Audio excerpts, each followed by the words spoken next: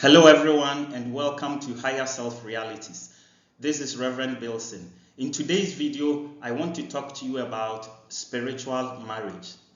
This topic is one of the most misunderstood in all of spirituality. And in my observation, this is especially so among Africans, and in particular among the people of Ghana, where I'm from.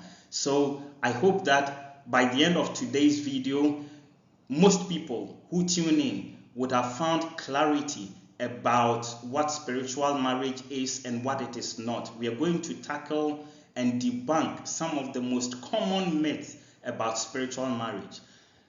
Could a spirit be in love with you? Could it be that you are in love with a spirit?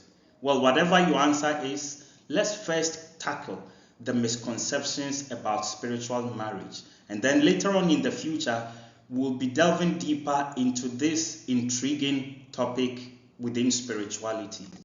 Now, these are some of the most common myths that I have found.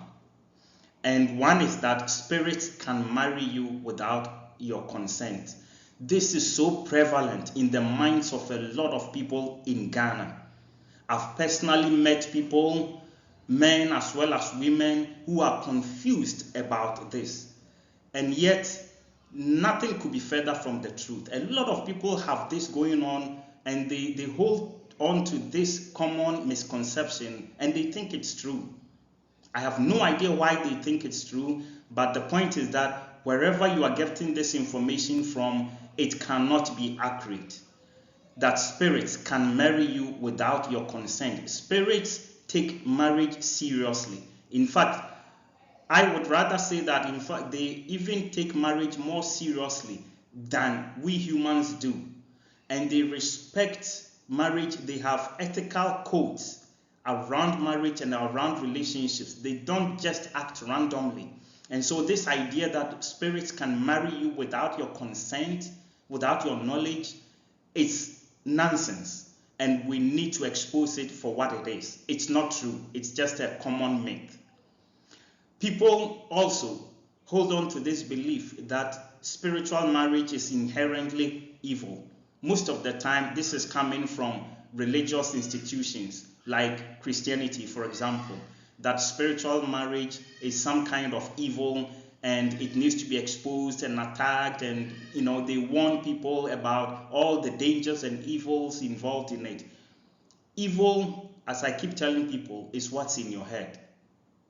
The spirits don't think evil. We are the ones who think evil, and we see everything through the lens of evil, especially if we have been so indoctrinated by armchair theologians and those who hold on to rigid theories and doctrines and dogmas about things they don't even know, things they are not involved in, things they've never been exposed to, and never care to really study from a practical standpoint.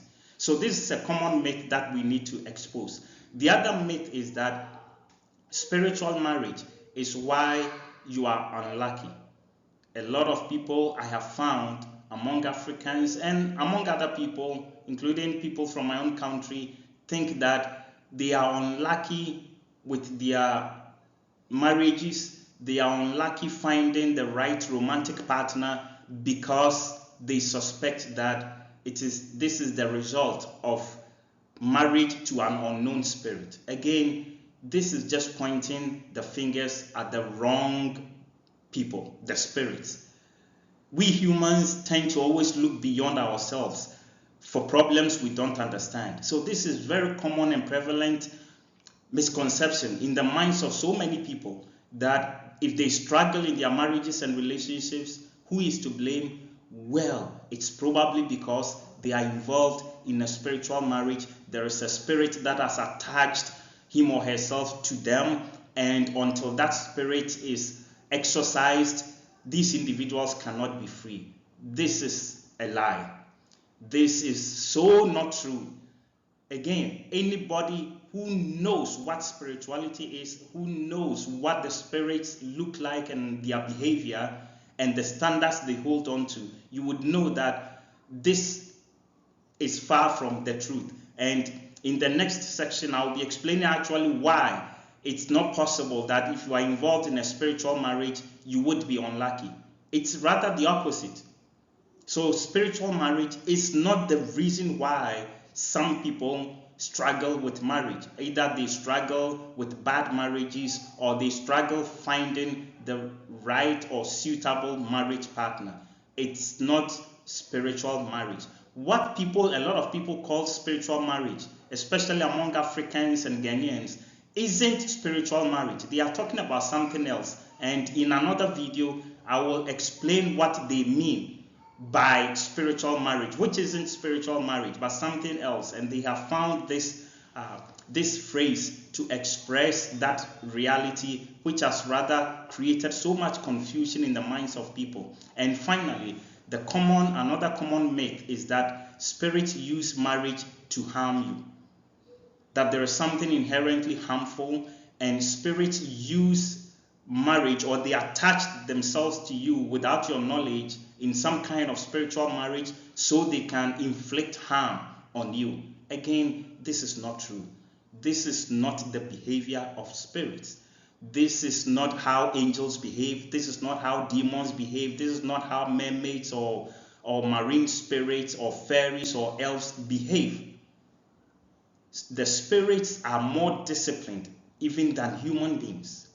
And the more you get closer to them and understand how they behave, you will cease ascribing to them or attributing to them some of these unfortunate realities, because it's not how they behave. It's contrary to their nature, contrary to the very standards they live by.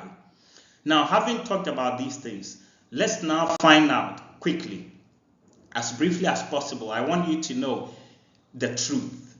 If indeed you were married to a spirit, if truly you were involved in an actual marriage with an actual spirit, first of all, you would know. It wouldn't be a one-way affair where it is the spirit doing his or her own thing. If you were involved in a marriage, you would know. The way among humans, if you are married, you know you are married. And you know who your spouse is. You know your husband. You know your wife. If you were married, you would know, because the feeling would be mutual. What people often talk about when they describe spiritual marriage is some kind of a spirit imposing his or her will on an innocent human victim. But if you were truly involved in spiritual marriage, you wouldn't be ignorant of it. You would know that you are actually involved in a marriage, and the feeling would be mutual. You and your partner would know that you are both in a relationship, and you would both know that it is a consensual relationship, and you would both enjoy each other's presence. So one reason you know that you are not in a spiritual marriage is that it's one way, and the feeling isn't mutual. Also, if you were indeed involved in a spiritual marriage with a spirit, you would sense the spirit's love, affection, and protection. You will feel that protection. You will feel safe, safer than you've ever felt at any point in your life. You will sense the warmth, the sheer warmth, which I can't describe. You have to be involved with spirits to understand what I mean. You will feel a level of warmth that you don't find among even your fellow humans. You will feel so protected. You will feel strong and deep affection, and you will know that you are greatly beloved by that spirit. That's how you know that the spirit is actually in love with you, and that spirit has taken the step of being married to you. And finally, if you were indeed involved in a spiritual marriage and you were married to a spirit, you'd be blessed with so many blessings, I can't count them in this video. You would be blessed with money. It is unlikely that you will be poor and broke and suffer financially in life. It is unlikely, highly unlikely. In fact, the opposite. Your financial struggles would most likely cease. Wealth will become normal to you, and it will come easier to you. You will feel love. You will feel loved at a depth you've never experienced in your life, and your health would greatly improve. You would become very resilient, and a lot of diseases and sicknesses that affect people, you would have a natural immunity to it as a result of the Spirit's presence in your life and His involvement with you. So if you are not going through any of this, you can be sure you are not involved in a spiritual marriage.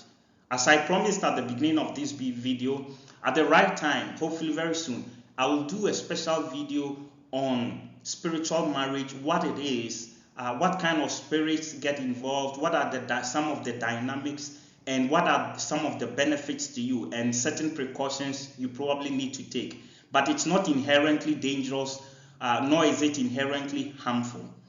I hope that today's video has answered some of the questions viewers have about spiritual marriage, especially the common misconceptions. If you have any questions or feedback, please, I would like to hear from you in the comments, okay? And if you haven't subscribed already, please do so this channel can grow. And as soon as I put out a new video, you would be notified so you don't miss anything.